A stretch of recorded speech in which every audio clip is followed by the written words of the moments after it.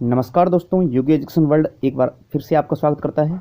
देखिए मित्रों, आज हम इस वीडियो में बात करेंगे आरपीएससी सेकंड ग्रेड 2022 संस्कृत विषय की एक्सपेक्टेड कट ऑफ के विषय में। जी हाँ मित्रों, संस्कृत सब्जेक्ट की जो संभावित कट ऑफ है वो क्या रह सकती है, उस पर हम इस वीडियो में चर्चा करेंगे। इस वीडियो का टाइटल मैंने इस तरह से क्यों रखा है कि सच का सामना कड़वा है लेकिन सच है।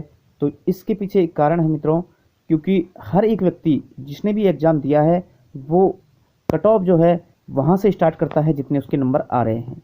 ठीक है, तो यानी यदि आपके इस पेपर में 350 अंक आ रहे हैं तो आप जो है अंदाज़ा ये लगाओगे कि कट ऑफ 350 के आसपास रहेगी, चाहे आप जिस भी कैटेगरी में हो। चाहे वो जनरल का बंदा है तो वो जनरल का बंदा भी यही कहेगा कि 350 के आसपास कट ऑफ रहेगी। ठीक है, तो ये होता है। तो हर आदमी इसी एक अंदाजे से चलता है, तो इसलिए आपको ये थोड़ी सी सच का सामना तो करना पड़ेगा।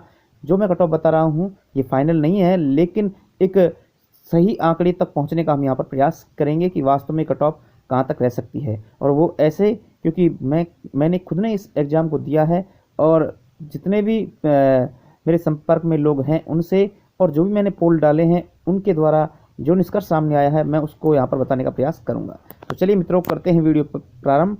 आपको अगर वीडियो पसंद आए तो उसको अधिक से अधिक लाइक कीजिएगा, शेयर कीजिएगा और चैनल को जरूर सब्सक्राइब कर लीजिएगा।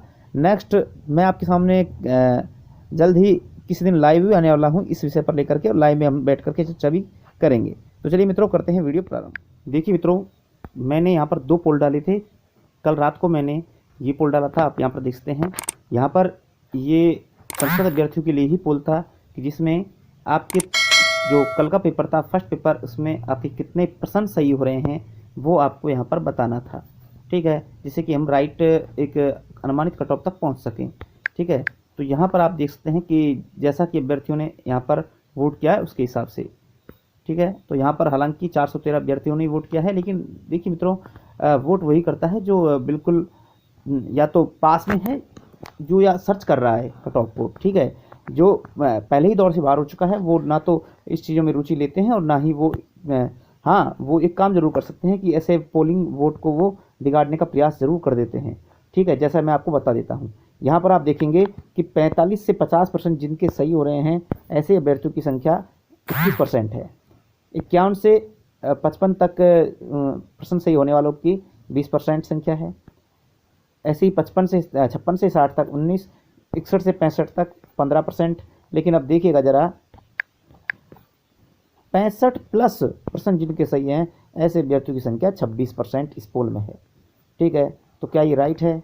जी हाँ मित्रों, ये राइट नहीं है। जैसा कि आप सोच रहे होंगे, ये राइट नहीं हो सकता, बिल्कुल नहीं हो सकता। क्योंकि देखिए मित्रों, जैसे जैसे प्रश्नों की संख्या बढ़ रही है ये आंकड़ा घटना चाहिए, जबकि ये तो एकदम से बढ़ गया। इसका मतलब ये है कि ये जो है पोल पर ऐसे अभ्यर्थी भी वोट कर देते हैं जिनका सब्जेक्ट से कोई लेना देना नहीं है, वो भी इस पर पोलिंग करते हैं। दूसरा, जिनका सब्जेक्ट जिनका जो पेपर है वो बिगड़ चुका है, चाहे वो पहला पेपर बिगड़ा हो या दूसरा, तो ऐसे में वो अभ्यर्थी भी सीधा हाईएस्ट पर ही क्लिक करते हैं। तो ऐसे में ये आपको रुझान थोड़ा सा ज़्यादा नज़र आ रहा है, वरना ऐसा नहीं है। यानी 26% अभ्यर्थी 65+ % सही कर रहे हों, ऐसा नहीं है। क्योंकि पेपर का जो लेवल था काफ़ी अच्छा था, ये आप देख चुके हो। ठीक है, और शायद मेरी बात से आप सभी सहमत भी होंगे। पेपर एक अच्छे लेवल का था, बहुत शानदार पेपर था, यानी काफ़ी, अब इसको मॉडरेट से भी थोड़ा हाई लेवल का पेपर आप इसको कह सकते हो। ठीक है, अब आपको एक दूसरा पोल दिखाता हूँ जो मैंने आज ही डाला था, और इस पोल पर देखिएगा। यहाँ पर आप ये देखिएगा, इसमें ये था कि आपके पहले पेपर और दूसरे पेपर दोनों को मिलाकर के कितने % सही हो रहे हैं। ठीक है, और यहाँ मैंने ये 350 से कम वाले अभ्यर्थियों की संख्या आप देख सकते हैं कि 53% अभ्यर्थी ऐसे हैं जो 350 से कम हैं। ठीक है, अब आप देखिएगा 350 से 360 22%, 361 से 370 13%, 371 से 75 4%, और 376+ इन 376 से ज़्यादा नंबर जिनके हैं वो 8% हैं। ठीक है, और यहाँ पर अभी तक जो आज ये पोलिंग डाली थी, अभी तक 358 अभ्यर्थियों ने यहाँ पर वोट किया है। तो ऐसे में आप भी अपना यहाँ पर वोट कर सकते हैं, जिससे कि आप एक सही जो है एक कट ऑफ तक पहुँच सकें। देखिए मित्रों, अब यहाँ पर आंकड़ा ये है थोड़ा सा चौंकाने वाला कि 53% अभ्यर्थी यानी आधे से अधिक अभ्यर्थी तो ऐसे हैं जिनके 350 से कम अंक हैं। ठीक है, 350 से जो 60% है वो 22% है। अब यहाँ पर आप देखिएगा ये जो है ना, ये आंकड़ा 370 प्लस वाला, ये आंकड़ा काफ़ी कम है, यानी लगभग 12% ही ये बैठ रहे हैं। और ये आंकड़े को आप अगर देखोगे तो आप किसी भी पोल को जाकर देखिएगा, ये आंकड़ा इतना ही है, यहाँ से ज़्यादा आंकड़ा नहीं है। यानी अगर 370 प्लस अभ्यर्थी की बात करें तो आप इनमें से भी अगर हम 2% को गलत मान लेते हैं तो 10% अभ्यर्थी, ठीक है, ऐसे हैं जिनके 370 प्लस मार्क्स हो सकते हैं।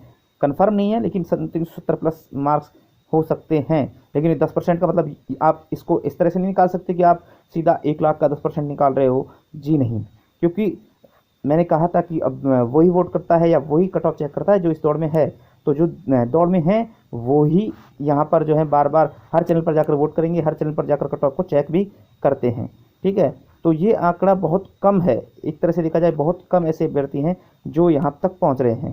ठीक है, जबकि पिछले बार कुछ अलग ही आंकड़े सामने आए थे और बहुत चौंकाने वाले आंकड़े थे। और इतने चौंकाने वाले आंकड़े थे, आपको पता होगा पिछली बार की जो कट ऑफ के आंकड़े थे वो इतने चौंकाने वाले थे कि एक समय जब हम एग्ज़ाम देकर आए थे तो उस समय ये कहने वालों की कमी नहीं थी कि कट ऑफ 400 प्लस रहेगी। ठीक है, आपको पता था कि उस समय कहने वालों की कोई कमी नहीं थी, कट ऑफ 400 प्लस रहेगी। यहाँ तक कि बड़ी बड़ी कोचिंग संस्थाओं ने भी इसका दावा कर दिया था कि संस्कृत कट ऑफ इस बार 400 प्लस जाने वाली है। लेकिन आपने देखा कि कट ऑफ कहाँ रह गई थी। ठीक है, तो आपने ये बिल्कुल देख लिया था कि 377 जो जनरल कट ऑफ रही थी, 376-77 जो थी वो जनरल कट ऑफ थी, तो यानी वहाँ से ये डाउन हो गई। जबकि आपने देखा होगा पिछली बार का पेपर जो था, एक नॉर्मल जो अभ्यर्थी था वो भी वहाँ पर 125 से 130% सही कर रहा था और एक अच्छा अभ्यर्थी आराम से यहाँ पर 140+ % सही कर पा रहा था। ठीक है, लेकिन इस बार 140% किसके लिए कह रहा हूँ मैं, सब्जेक्ट वाले पेपर के लिए। ठीक है, तो इस बार हर कोई अभ्यर्थी ऐसा नहीं है जो 140 तक, मेरे को नहीं लगता कि कोई पहुंचा हो, क्योंकि पेपर काफ़ी अच्छे लेवल का है। ठीक है, और हो तो कोई बहुत ही शानदार वो अभ्यर्थी हो सकता है। ठीक है, तो देखिए ऐसे में आप ये पिछली कट ऑफ थी जो जनरल कट ऑफ रही थी। अब हम बात करते हैं इस बार कट ऑफ कहाँ तक जा सकती है। ठीक है, देखिए मित्रों, ये है वो कट ऑफ जिस पर मैंने काफ़ी मेहनत की है।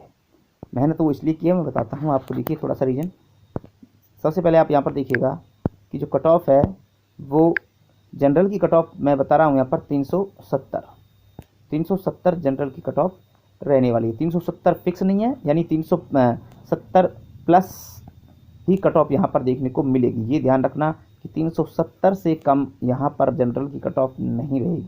लेकिन प्लस का मतलब ये भी नहीं है कि 370 से काफ़ी अधिक हो जाएगी, जी नहीं, ये 370 के आसपास ही कट ऑफ जनरल की रहेगी। यानी आप इसको 370 से 75 के बीच में रख सकते हो कि ये कट ऑफ जनरल की रहेगी। अब इसमें मेल फीमेल की आपको पता है कि संस्कृत में जो है वो दोनों की लगभग सेम ही कट ऑफ होती है, तो दोनों की कट ऑफ जो है वो यहाँ पर बिल्कुल एक समान ही नज़र आएगी। तो मेल फीमेल दोनों की आप सेम मान सकते हैं। तो जनरल कट ऑफ जो है 370 नंबर जिनके बन रहे हैं वो एक अच्छे स्थिति में आप अपने आप को कह सकते हैं। लेकिन जनरल वालों के लिए थोड़ा सा ये कहूँगा कि अगर इससे प्लस जितने आप अधिक हैं उतने ही आप सिलेक्शन के दौर में हैं।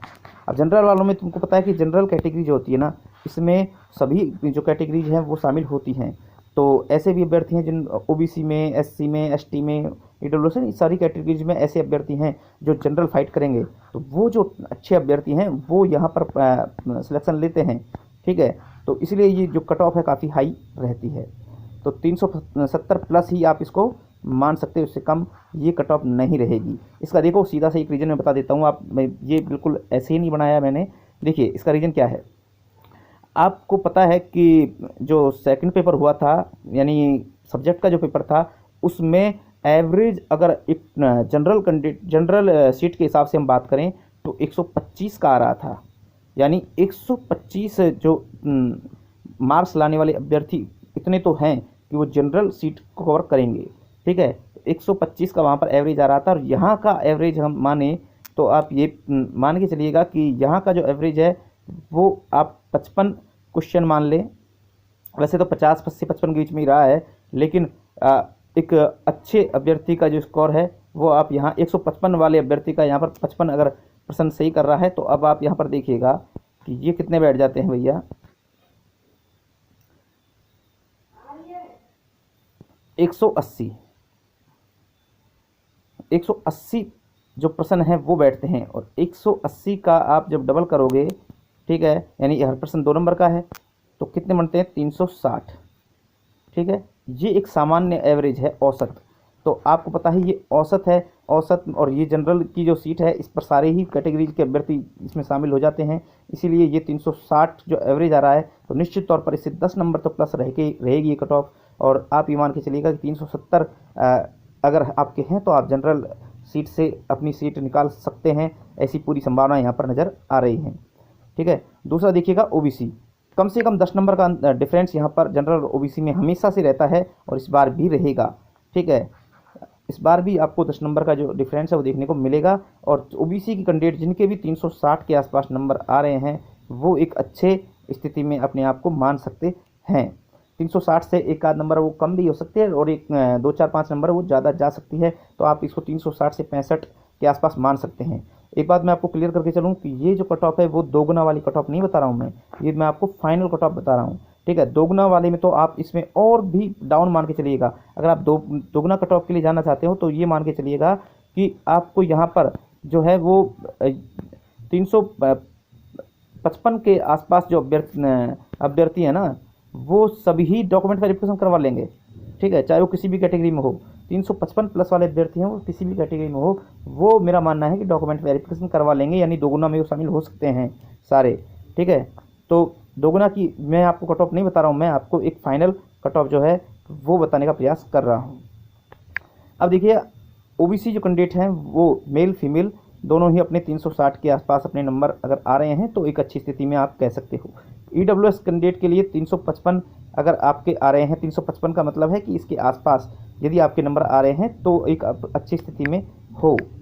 ठीक है, एससी कैंडिडेट जो है, एससी के लिए 350, ठीक है, 350 हैं तो बिल्कुल आप बहुत शानदार स्थिति में हो। एसटी अगर 340 है तो वो बहुत अच्छी स्थिति में है। इतने मार्क्स यदि आपके आ रहे हैं तो मित्रों आपको किसी भी तरह घबराने की आवश्यकता नहीं है, आप बिल्कुल सिलेक्शन की दौड़ में हो। इसके पीछे क्या है, अगर जितने नंबर आपके आ रहे हैं इन कैटेगरीज में अगर आप हो तो आप निश्चित तौर पर यहाँ पर सिलेक्शन ले लोगे, ऐसा मेरा मानना है। देखिए एक तो ये कारण भी है कि इसमें जो उपस्थिति रही है वो 50% ही उपस्थित रही है। ठीक है, 50% ही उपस्थिति रही है, आपको पता है। और पहले पेपर में जो उपस्थिति थी वो 70% थी, और 70% जो उपस्थिति थी उसमें अभ्यर्थी कितने से रह गए थे, आप ये मान के चलिएगा कि पहले पेपर में जिन्होंने पेपर नहीं दिया था वो तो वैसे ही बाहर हो चुके थे, तो मान के चलिएगा कि 70,000 के आसपास अभ्यर्थी बच रहे थे। अब 70,000 में से भी 50% ने पेपर दिया है, तो इसका मतलब ये 35,000 के आसपास अभ्यर्थी बच रहे हैं। और आपने देखा होगा कि इन 35,000 में भी वो अभ्यर्थी थे जो खाली केवल पेपर को देखने आए थे, केवल पेपर देने आए थे, यानी इनमें वास्तव में सिलेक्शन लेने वाले अभ्यर्थी मुश्किल से 10% जो हैं वो एक अच्छी तैयारी के साथ थे, बाकी सारे रीट की तैयारी में लग गए थे। ठीक है, अब इसका भी हम 10% अगर निकालते हैं तो 3500 अभ्यर्थी रह जाते हैं, और 3500 अभ्यर्थी जो हैं ये 10% जो अभ्यर्थी हैं ये तैयारी कर रहे हैं, और यही एक अपने कट ऑफ को जो है वो डिसाइड करेंगे। इसलिए कंपटीशन इस बार ज़्यादा नहीं है, और अगर इतने नंबर आपके आ रहे हैं तो आप एक अच्छी स्थिति में हैं। आप इससे कितना सहमत हैं मैं नहीं जानता, लेकिन यदि आप इससे सहमत हैं तो हमें कमेंट करके बताइएगा, वीडियो को लाइक कीजिएगा, और हमें अपने नंबर दोनों पेपरों के मार्क्स जो हैं अपनी कैटेगरी सहित कमेंट करके ज़रूर बताइएगा।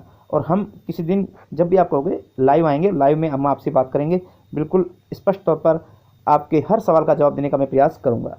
ठीक है मित्रों, तो इस वीडियो में इतना ही, मिलते हैं नेक्स्ट वीडियो में, तब तक के लिए जय हिंद जय भारत।